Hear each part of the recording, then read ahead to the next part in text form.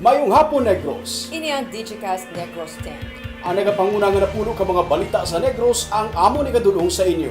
Update ninyo kami via Facebook, YouTube, kag sa amon na website www.digicastnegros.com. Kag sarang makami malantaw sa KCAT Channel 11 sa Kabangkalan City, Himamaylan City kag Banwasang Ilog.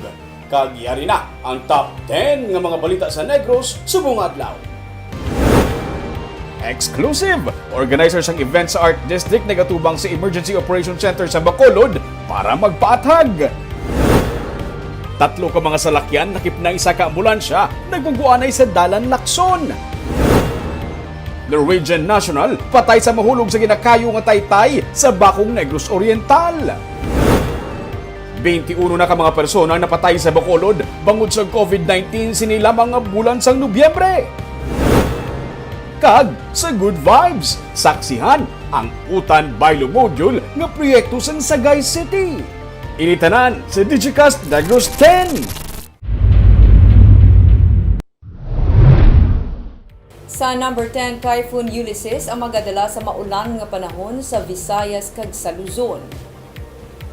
Pila ka mga lugar sa Luzon ang ginpaidalom na sa Tropical Cyclone Wind Signal 1, 2, kag 3. Base sa Las 2 nga Severe Weather Bulletin sa Pag-asa, ang bagyo ang yara sa northwest sang Virac, Catanduanes nga nagadala sang maximum sustained winds nga 135 km per ora malapit sa sentro kag may pagmadlos nga tubtub siya sa 165 km per ora. Si Ulysses ang ginapaabot nga maglandfall sa Polillo Islands kag Quezon karon sa gabi o kun buwas sa aga, pero magadala ini sang mabaskog nga ulan kag hangin sa iban nga bahin sa Luzon kag Visayas. Nagapaandam naman ang Pag-asa sa publiko batok sa pagluntad sang baha kag landslide bangod sa nga pagbubo sang ulan. Mayara man sang posibilidad nga pagluntad sang storm surge kag dalagko nga mga balod sa baybayon amo kun nga ginapaandaman man ang mga mananaga. Sa number 9, maging positibo kag hindi gilayon mag-react ini may angot sa isyu sang bono sa Kapitolyo Probinsyal. Inagipahayag ni Vice Governor Jeffrey Ferrer kasunod sang panawagan sa Progressive Alliance of Capital Employees sang ginsiling sa gobernador nga mahimo tubtub sa 14th month pay kag wala sang extra bonus pa nga mabaton. Sunod kay Ferrer, ang mga opisyales ang hindi magpabaya sa kaimtangan sa mga empleyado ilabi na nga may pandemya sa karon. Sunod sa Vice-Gobernador, nagapangita sa pamaagi ang mga opisyales para sa benepisyo sa mga empleyado. Damlag pa, nagpanawagan ng PACE nga kung tani hindi man mangin isa ka Black Christmas ang ila atubangon. Agi kita sa ginatawag nga krisis kag subong atubang kita pandemic, hindi man na siling naton ipabayan. So what are those benefits? Tanaw tada because we also find ways to give benefits to our employees. Pero of course, it's the will of the governor. But for us, as a provincial official, hindi man na namon pag-ipabayan. Sa number 8, sinilamang nga hapon isa ka ambulansya, panel van kag isa ka SUV ang nagbungguanay sa Dalan Lacson sa Bacolod. Makitaan sa cellphone video nga kuha ni Rainer Husnico nga wasak ang nawala nga bahin sang ambulansya sang South Bacolod General Hospital. Sunod sa Bacolod Chamber Fire Brigade, kritikal ang pasyente sang gindala sa ospital. Samtang pilason man nga gindala sa ospital ang driver, nurse, kag auxiliary sini. Sunod sa mga nakasaksi, nabungguan sang isa ka SUV ang ambulansya kag nagbunggo man ang ambulansya sa isa ka panel delivery van. As of press time, wala pa makapagwa sang pahayag ang traffic investigator may angot sa kung paano natabo ang pagbungguanay sang 3 ka mga salakyan. Sa number 7, isa ka Norwegian national ang patay matapos nga mahulog sa ginakaayo nga taytay sa Negros Oriental.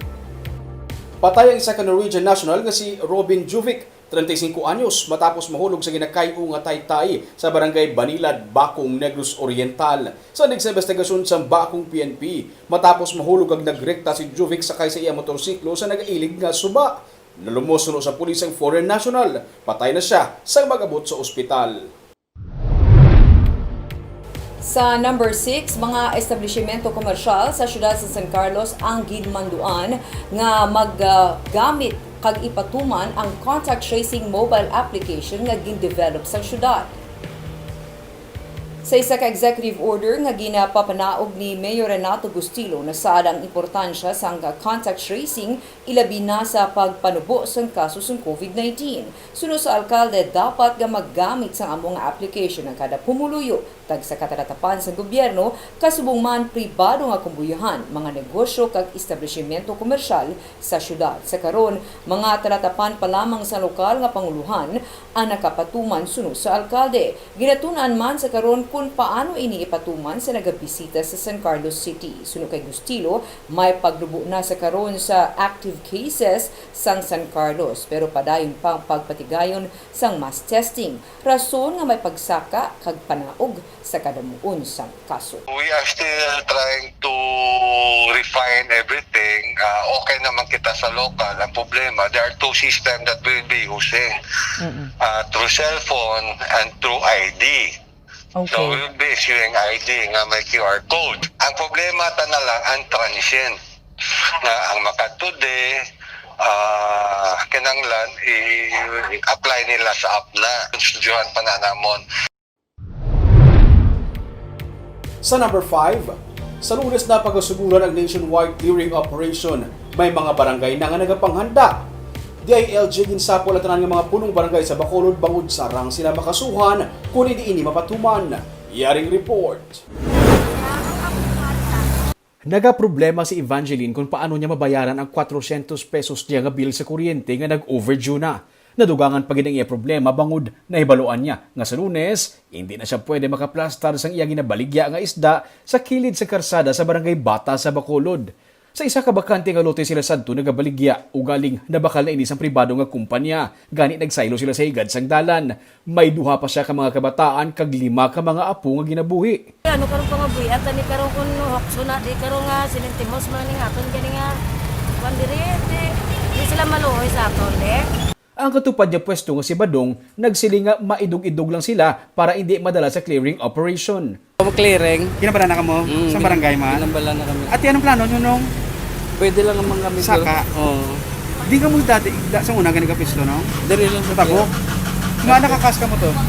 Hindi na da pwede sa ano. Sa Pure Gold. Nabakal na. Nabakal. Ang property. May sulat na nga ginpreparar ang barangay Bata para sa tanan nga mga nagapanag-iya sang illegal structure sa ila barangay nga nagapahibalo sa ila nga kinahanglan na sila pangkakson. Sa highway, kadamo sa makitaan nga negosyo nga nagaokupar sang sidewalk. May naghimo sang repair shop sang salakyan sa higad sang dalan. May naga-display sa mga bayo. May nagabaligya sa mga kahoy kag mayara man sa mga tricycle kag jeep nga naghimo sang paradahan. Ini sila tanan ang madalasa sa nationwide clearing operation nga ipatigayon sumugod Lunes. Sa Barangay 31 naman, ginpaamat-amatan na ni punong Barangay Herman Boyolaza ang pagpahawan sa mga paradahan sa tricycle kag tricycad, ang pagtinlo sa mga dalanon kag sidewalk, antes pa man magsugod ang clearing operation.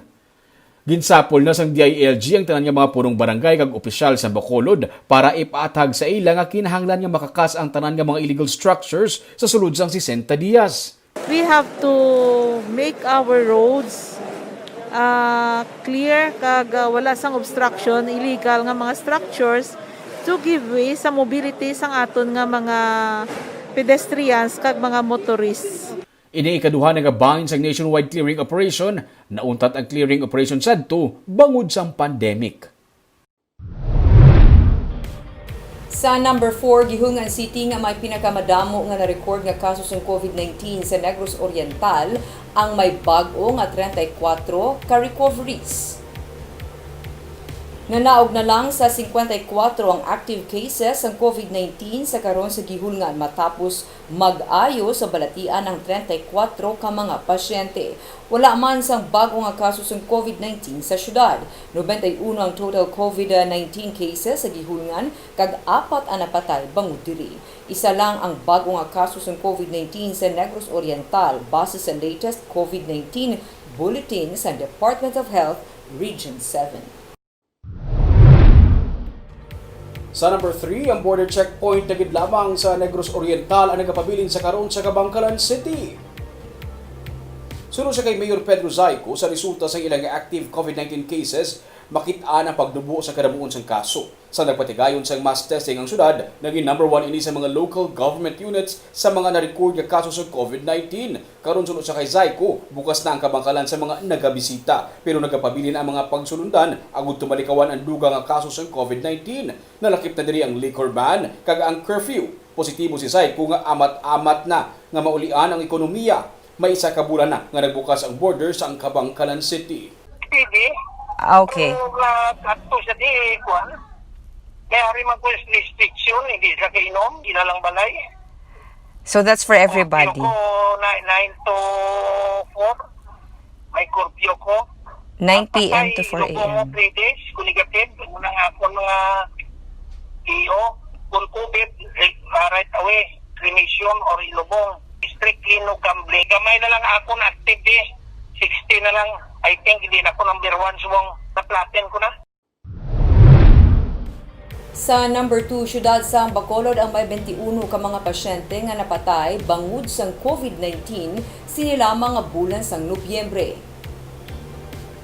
Sandig sa record sa Bacolod City Health Office as of November 10, may 231 ka mga bagong nga kaso ng COVID-19 sa syudad kag 21 ang napatay. Base naman sa record sa Bacolod Emergency Operations Center, 147 na ang nagkalamatay kag 344 karon ang mga active cases sa syudad. Ginpahayag ni Bacolod Vice Mayor Elcid Familiaran nga mas huben karon ang edad sa mga nagkalamatay sa COVID-19 sa syudad. Inibangod sunod sa iya, pila sa mga biktima ang wala nagpa-swab test sang makabatsyag sa mga sintomas, kundi nagpadulong na lang sa ospital sang gidbudlayan na sila sa pagginhawa. Sunod kay Familiaran, hindi dapat magkampante ang publiko kag padayon sa gihapon nga maghalong bangod may posibilidad nga ibalik naman sa Modified Enhanced Community Quarantine ang Bacolod kung liwat nga magtaas ang mga kaso sa COVID-19.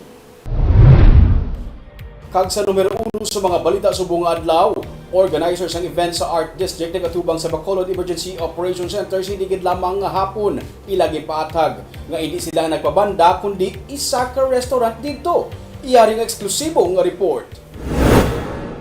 Sini nga hapon, nagatubang sa katapos sa Bacolod Emergency Operations Center nga organizers ng Viva Excon nga event sa mga artists.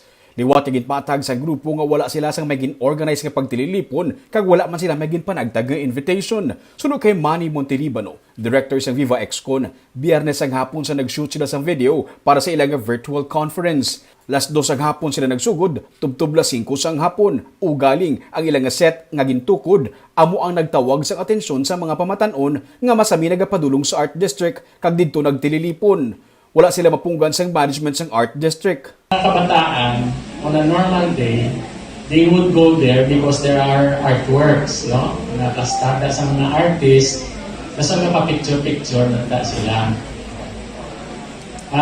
However, the organizers did stop the activity after sufficient takes, meaning after nakashooting, so as to disperse the crowd. Dugang pa niya, may mga pamatanon nga nagmansig-mansig dala sang mga ilimnon.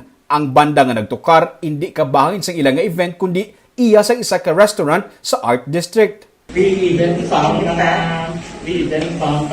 ano nilang mga emperador, ang ginapang bitbit. So, sino nagbutang sa banda? Ang nagbutang sa banda, ang 12. Okay, so it was one of the establishments that had the band on that same day.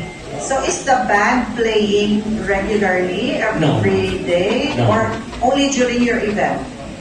Well, or it wasn't even during your event? It was just there on that particular day? Actually, ang banda, nag-start sila tokar, tapos na kami sa amon na shooting. Okay. Nagpangayo man sang pasaylo ang grupo sa natabo. Ginabisuhan sila sang PNP nga kung mayara sang event, dapat magpangayo sila sang bulig sa pulis para malikawan nga matabo ang pagtililipon, ilabi na nga yara pa sa idalom sang GCQ ang Bacolod kag may pandemic pa. So maybe next activity kita nga possible. Try to visit sa mga police station. I think at least masisa na naman mo kay pareho na ang sa later part, although ang ginano na ako kung sino itong nagano sa sound yun which is hindi dapat ang sunat. Sang Sabado, naglapta sa social media ang video sa mga kabataan nga nagahinugyaw sa banda kag nagailinom. May mga nagasinaot nga wala sang face mask. Giliyon nga gid-report sang EOC sa DILG ang amo nga insidente. Ang DILG Bacolod ang giliyon man nga nag-report sa DILG Region 6. Natala na sila magpagwa sang desisyon tuhoy sa amo nga reklamo. Kag sa Good Vibes Module Mo Veggies ko nga programa sa isa ka eskwelahan sa syudad sa Sagay, ang dako nga bulig hindi lamang sa paghaylo sa mga kabataan sa ilang nga pagtuon. Ang utan nga mabaton dako man nga bulig bilang sulod-anong sa mga pamilya. Yaring report. 5,000 square meters sa Sagay City Ecozone National High School sa Sagay City ang kin-convert bilang vegetable garden. Sa bulig sa lokal nga panguluhan, gintamnan ini sa mga utan kasubong sang petsay, talong kag balatong.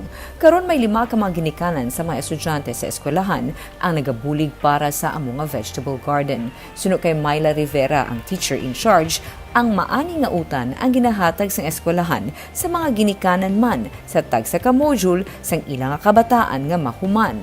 Dugang pa ni Rivera, isa ini nga pamaagi nga mahaylo ang kasubong nga estudyante kag ginikanan nga mahuman kag masubmit ang module. Naka-schedule ang pag-uli sang module kag kun ano ang maani amo ang ginabahin-bahin para sa mga ginikanan nga nagauli sa nahuman nga module, bagay nga suno kay Rivera dako nga nabulig sa eskwelahan. Just like before, we have only 365 students last year. So, as of now, we have 483. So, ang amon nga enrollment, siya, nagsaka din siya. Inang tungod ng program, as of now, kaya keeper, pagit kami may kasulod, pagit sa school namon. Tungod ng program, nag-increase ang amon nga enrollment. And ang amon nga mga module, even though kalayo sa mga balay sa amon ng kabataan, nakita namon nga si teacher, wala siya nag-ugtas kung saan o pa idulong ni nanay. Sa unang nga ani, may 50 ka kilos ang petsay ang na-harvest. Ang masunod naman nga ani, 50% sini ang magakadto sa mga nagaatipan sa vegetable garden. Kag ang nabilin, igahatag sa mga ginikanan nga ang kabataan may compliance sa module. Nagalaw mga eskwelahan nga mangintayuyon ang programa nga pareho nagabenepisyo sang tuyo sang eskwelahan nga mapadayon ang pagtuon sang estudyante. Kag nagapulig man sa paghatag sang pagkaon, ilabi na sa mga nawad-an sa sininga pandemya. Barb, kung may bugas by module ang tuboso, subong, anong sasagay? Utan. Tanan nga kasi, ay hindi man tanan, may ara sila petsay, may ara sang sitaw. Module mo, veggies ko, amo na? Tay ko. Ano bali pa ano ang system?